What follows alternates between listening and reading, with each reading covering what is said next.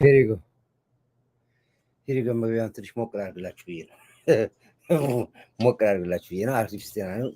እሺ አንድ ጊዜ አንድ ስልክ ሄሎ፣ ወይ ሄሎ፣ እደውልልሻለሁ መልሰሽ ቆይኝ አንዴ። እሺ እንዴት አደራችሁ? እንዴት ዋላችሁ? መግቢያውን ትንሽ ሞቅ አድርጉላችሁ። ደስ የሚል ነገር ነው። ደስ ስላለኝ ነው የወጣሁት። ሰዓት አይደለም፣ በኋላ እወጣለሁ በደንብ ስፋት በኋላ አብራራበታለሁ። ግን ደስ ስላለኝ ይወጣላችሁ ብዬ ነው። እንግዲህ የተፈራው ደረሰ ነው። ገና ካሁኑ ከፍተኛ ኦፕሬሽን ነው የተጀመረው ብያቸዋለሁ። ሰሞኑን ንብራችሁ ነው። እንግዲህ የሻዕቢያና ህወሓት ቅጥረኞች በቁጥጥር ስር ዋሉ። በአብዛኛው ተሰውረዋል። ፎቶቸው ግን አሁን በቅርብ ወንትድ ተብሎ በመላው አዲስ አበባ የሚሆን ክፍለ ሀገር ይለጠፋል። እንግዲህ ለጥቃት የገቡት ኃይሎች ቤት በኩል ገቡ የሚለውን አንዳንድ መረጃ ለመውሰድ ሞክሬ ነበረ። ገና ሙሉ በሙሉ አላገኘውኝም። አሁን እንግዲህ ከተወሰነ ሰዓት በኋላ መረጃ ይመጣል። ያህል አሁን የተደወለው ከዛ ነው። እንግዲህ የገቡት ኃይሎች በጣም ብዛት ያላቸው ነበሩ። አገባባቸው ግን እንግዲህ አሁን በደረሰኝ መረጃ በአብዛኛዎቹ ከአረብ አገር ነው ወደዚህ ወደ አዲስ አበባ ኤርፖርት የሚገቡት። ግማሾቹ በቀጥታ ከትግራይ ነው የሚገቡት። በሹፌሮች ነው እየተደበቁ የሚገቡት።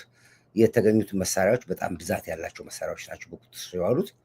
ስናይፐሮች ከ70 በላይ ስናይፐሮች ነው የተያዙት። ተቀጣጣይ ቦምቦች ብዛት ያላቸው ተቀጣጣይ ሻማ ቦምቦች ናቸው የተያዙት። መንግስት ጉዳዩን እንግዲህ በስፋት ይዟል። ይህን የያዘው የደህንነት አካል ሁኔታውን ኢንቨስቲጌት እያደረገ ነው ያለው። በሰዎቹ ላይ ባደረገው ምርመራ መሰረት ከ300 ሰዎች በላይ በአንድ ግሩፕ እንደመጡ ነው እየተነገረ ያለው። ከ300ዎቹ በአሁኑ ሰዓት ውስጥ ከ70 ምናምን በላይ በቁጥጥር ስር ውሏል።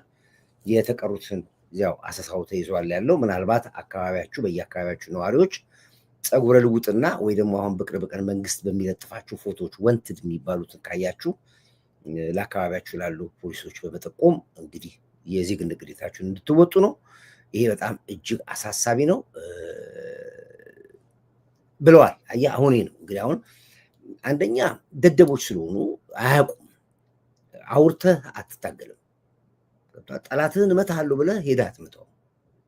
ገብቷል። እነዚህ አሁን ፎከሩ፣ አቅራሩ። በጣም ኢትዮጵያ እናጠፋለን፣ አዲስ አበባ እናጠፋለን። የሰሩትን በእንደዚህ አይነት መልኩ አለ የሚጠፋው። የቴክኖሎጂ ዘመን ነው። የደህንነቱን አቋም አታውቁትም። ኢንሳም እንደሚሰራ አታውቁም።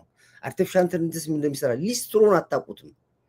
ተው ስላቸው የነበረው ይሄንን እና ያው እንግዲህ በዚህ መሰረት እንግዲህ ከፍተኛ የሆነ ኦፕሬሽን የተካሄደው። በዚህ አጋጣሚ ላይ ለደህንነት ተቋማቶቹ ከልብ እናመሰግናለን። በዚህ ጉዳይ ለተሳተፋችሁት በሙሉ ከልብ ምስጋናችን ከፍ ያለ ነው። እንግዲህ ምግበ ትላንትና መግለጫ አክሱም ላይ ከመስጠቱ በፊት አንዱ የተናገረው ይህንን ነበረ። የተያዙት 20 በላይ የሚሆኑት ደግሞ የትግራይ ልጆች ተወላጆች ናቸው፣ ከአድዋ ተወላጆች ናቸው። በአብዛኛው ግን ኤርትራውያኖች ናቸው የተያዙት። አሁን በደረሰኝ መረጃ ነው እንግዲህ የጠፉት ምንድን ናቸው የሚለውን በጋድ በተጨማሪ መጥቼ እነግራቸዋለሁ። እየተከታተል ነው እየተቆጣጠር ከስሩ መረጃ እንሰጣቸዋለን። ስለዚህ ነው አሁን የቀረው በቤተክርስቲያን ያሉት ናቸው። አሁን በአብዛኛው እየተሰለለ ያለው የጸበል ቤት አካባቢ መጣው። በጸበል ቤት አካባቢ ነው በአብዛኛዎቹ እየተለቀሙ ያሉት እና ጸበል ቤት ውስጥ ያሉት እንግዲህ ባለፈው የዛሬ ስንት ጊዜ አንድ እህታችን ሲጠቁማ ጸበል ቤቶች አካባቢ ላይ ቼክ አድርጉ ዳዊት በላይ ነበረ ታስታውሱ ከሆነ። ስለዚህ ጸበል ቤት አካባቢ መደበቂያቸው እዛ ነው፣ መሰብሰቢያቸው እዛ ነው፣ ገንዘብ ማዋጫቸው እዛ ነው፣ ሚሽን የሚቀባበሉት እዛ ነው ብላ አንድ ወንድማችን ከዚህ ምክር መክሮ ነበር። ስለዚህ በዛ መሰረት አሁን እንግዲህ ጸበል ቤቶች አካባቢ ላይና ቤተ ክህነት አካባቢዎች ላይ ከፍተኛ ክትትል አለባቸው። ምናልባት ግን ያን አጥፍተው ወደ መስጊድ ሊገቡ ይችላሉ፣ አይታወቅም። ስለዚህ ብቻ በአጋጣሚያችሁና በአካባቢያችሁ ማንኛውም ሻዕቢያ ሊሆን ህወሓት በሚያደርጉት እንቅስቃሴ በሚበሉት በሚገቡበት ቦታ ሁሉ የቅርብ ክትትል ያደርጋችሁ ለአጠገባችሁ ላሉ ሰዎች መረጃ እንድሰጡ ነው። ከዚህ በኋላ የፍልሚያ ሰዓት ነው፣ የመጨረሻ ሰዓት ላይ ነው። በቃ መልቀም ያለብን እንግዲህ ግብፅ በራሷ ጊዜ ሁለት አጣብቂኝ ውስጥ ገብታለች። የገባችበት መንገድ ምንድን ነው? መውጫዋ ምንድን ነው የሚባለው ነው። እንዲያውም ግድቡን በሚመለከት ሌሎች ግድቦች አሁን በቅርብ ይመረቃል። የአንደኛው የኮሻ ግድብ አሁን ይመረቃል። የተጀመሩ ግድቦች አሁን እሷ ራሷ ልክና ጥጋችን እንደምታቅ እናደርጋለን። በይፋ አለማቆማችንን ስታቅ ራሷን በጦርነት እንደምትሳተፍና ሰራዊት ይዛ እንደምትገባ ነግራናለች። እኛም እሰይ ብለናል፣ እየጠበቅን ጠዋት ሰርችበታለሁ ስለሱ። ፕሬዚዳንት ኢሳያስ አፈወርቅም እዛ ግብፅ ሄዶ ከግብፅ ወታደሮች ጋር የሰለጠኑትን ከሳዋ የተመራቂ ወታደሮችን የጦር ጉብኝት አድርጓል። እንግዲህ በዛው ልቡም ቀጥ ብሏል እየተባለ ነው ያለው። ልቡ ደግሞ የጠቅላይ ሚኒስትሩ የፓርላማ ንግግር ልቡን ቀጥ አድርጎታል። እሱም ደግሞ ሌላ ሁለተኛው አካሄድ ነው። ዞሮ ዞሮ ምግበ የኢትዮጵያን መንግስት የኢትዮጵያን ህዝብ አይን ገልጾለታል። እንግዲህ የትግራይ ህዝብ ምን ይጠብቃል የሚለውን ነገር እንግዲህ ወደፊት የምናየው ነው። ዳግም እግርና እጅ አይን አተህ መኖር የምትፈልግ ከሆነ በራስ ጊዜ ምግበ መከተል ትችላለህ። እኛ ግን ከኛ እንዳላለፋችሁ ግን እየነገርናችሁ ያለ ነው ማለት ነው። እና ጦርነቱ አይቀር ሆኗል። ይሄ ነው። ሚዲያ ላይ አንዳንድ የማዘናጋት ነገሮች አሉ። ከተቻልን እንግዲህ መንግስት ራሱ ኦፊሻሊ የተያዙትን ሰዎች እና ራሳቸው ኢንተርቪው ተደርገው ከየት እንደመጡ ከየት እንደተነሱ ለምን ዓላማ እንደመጡ ምን ሊያደርግ እንደመጣ ቤተክርስቲያን ሊያቃጥል የመጣው ማን ነው? መስጊድ ሊያቃጥል የመጣው ማን ነው? ለምን የተለያየ ሚሽናቸውን ራሳቸው መንግስት ራሱ ኦፊሻሊ ያወጣቸዋል። እስከዛ ድረስ ግን ከስር ከስር እየተከተል እነዚህ መረጃዎችን እንሰጣችኋለን እና በጣም ደስ የሚል ነገር ነው። በጣም ደስ ስላለኝ መረጃውን ላቀብላችሁ እንደማያመልጡና እንደሚያዙ ቀድሜ ላሳውቃቸው። ከተማ ገብተናል አዲስ አበባ ነን ብለው እንዳሉት ሳይሆን እኛ ደግሞ ከነሱ ቀድመን አስመራ ገብተናል። እኛ አስመራ ነው ያለ ነው። እኛ ከዛው ነው ከሌ ተነሳ የሚባለው ነገር ከአስመራ ነው የሚነገረን። እኛ እንደዚህ አይነት የጥፋት ኃይሎች ገቡ ተብሎ እኛ መረጃ ከአስመራ ወደዚህ ይመጣል ያለው። ስለዚህ ነው ጀነራል ታደሰ ወረደ ጉዳይ ጭምጭምታ እየተሰማ ነው። እንዴት ነው ነገሩ? እሱ የሚጠበቅ ነው። ምንም ያው ያፍኑታል፣ ይገሉታል። ምንም እሱን አትጠራጠሩ። እዛ በኩል ያለውን ነገር ለእነሱ ተዋጁላቸው፣ እዛው ጫወቱ። እነሱ ከኛ ጋር አይገናኝም። ዞሮ ዞሮ ምንድን ነው ከተከታበርቱ ብዙ ይቀራል። ገና ነው፣ ገና መጀመራችን ነው። አሁን ነው እየተለቀሙ የሚወጡበት ሰዓት። አሁን ብዙዎቹ እየፈረጠጡ መሄዱ የት እንደሚገቡም አይታወቅም። በአብዛኛዎቹ አዋሽ ነው የሚገቡት አሉ። ኦፍኮርስ አዋሽ ድሮም የሻቢያ ሀገር ነው። ብዙ ሻቢያዎች ያሉበት ነው። መተሐራ ብዙ ሻቢያ ያለበት ሀገር ነው። ከሰመራ በኋላ ነው ብዙም የሌሉ ሰመራም አሉ ራሱ። እንግዲህ በአፋር ክልል አካባቢ ላይ በጣም ማጣራት አለበት። ምክንያቱም የጅቡቲ መስመር ላይ አንድ ያቀዱት እቅድ አለ።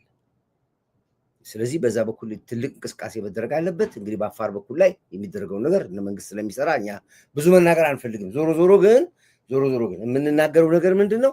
የውስጥ ያሉ ባንዳዎችና መጥረግ ነው ያለው። የሃይማኖት አባቶችን መከታተል ነው። እያንዳንዱ መስቀል ስላደረገና ነጠላ ስለለበሰ የሃይማኖት አባት ነው እንዳትሉ፣ እዚህ ላይ በጥንካሬ አድርጉ። እንግዲህ እየሞተ ያለው ሰው አሁን አርሲ ላይ ያሉት አርሲ የሞቱት በአብዛኞቹ የኦሮሞ ልጆች ናቸው። የኦሮሞ ቤተሰቦች ናቸው። አማራ፣ ጉራጌ ምናምን የምትለው አለ። ነዋሪውን የገደሉት ሆን ተብሎ ተጠንቶ የመጣው አሁን ባለ መረጃ ረሽቱ ናቸው የሉት ራሳቸው ሻቢያዎች ናቸው እየተባለ ነው ያለው። መንግስት በደረሰ መረጃ ሻቢያና ህዋት ነው አርሲውን ግድያ የፈጸሙት። ሸኔም አይደለም የፈጸመው፣ ፋኖም አይደለም የፈጸመው እየተባለ ነው ያለው። እሱንም እናጣራለን ያለ ነው። ያደርጉታል። ምክንያቱም ገብተን ህዝቡን በመግደል ነው ብለው ስላሉ ሊሆን ይችላል። እኔ አርሲ ድረስ ሻቢያ ገብቶ ወይ ደግሞ ህዋቶች ኦፍኮርስ እጃቸው ረጅም ነው። እዛው እኮ ነው ያሉት። ገንዘብ ይከፍላሉ፣ ሰው ያስገድላሉ። ስለዚህ የአርሲ ግድያው ራሱ ከእሱ ጋር የተገናኘ ነው አሉ። በእርግጥ እሱንም መረጃ እንሰጣቸዋለን። ዛሬ እሱን መረጃ እንዲጣራ ብለናል። መንግስትም እያጣራው ነው ያለው። ከአርሲው ግድያ ጀርባ ያለው ያው ዲያስፖራው እንዳለበት ግልጽ ነው። ያው ቀደም ሲልም ብለዋል። ህዝቡን በእንትን መበጥበጥ የሚል ኦፕሬሽን እንደሰሩ እናውቃለን። ግን አሁን እነዚህ የተያዙት ሰዎች ግን ምናልባት የዛንም ፍንጭ ይሰጣሉ ተብሎ ይገመታል። ምክንያቱም ቼናቸው አንድ ነው ከግድያው ጋር። ስለዚህ ለዚህ ነው አሁን እዚህ ያሉት አክቲቪስቶች በዚህ ጉዳይ ላይ በጣም እያራገቡ ያሉት። ለዚህ ነው በኋላ ዝርዝሩን ይዤበት እመጣለሁ። እኔ ይችን ትንፍስ ብዬላችሁ ልረፍ ብዬ ነው የወጣሁት። እወዳችኋለሁ። በርቱ። ሰላማችሁ ይብዛ። እንግዲህ ፕሬዚዳንት ኢሳያስ አፈወርቂ እንግዲህ እየታከመ ነው፣ እየሞተ ነው። ሰርጀሪ ያደርገዋል፣ ወጥቷል። አያገባንም። ስለሱ አሁን በጣም እየተራገበ ነው ያለው። ስለሱ አትገሉ። እኔ የማውቀው ይሱ ጭሱ እየጨፈረ ነው የሚለው የማውቀው እንጂ እየጨፈረ ፈሽ እያለ ነው።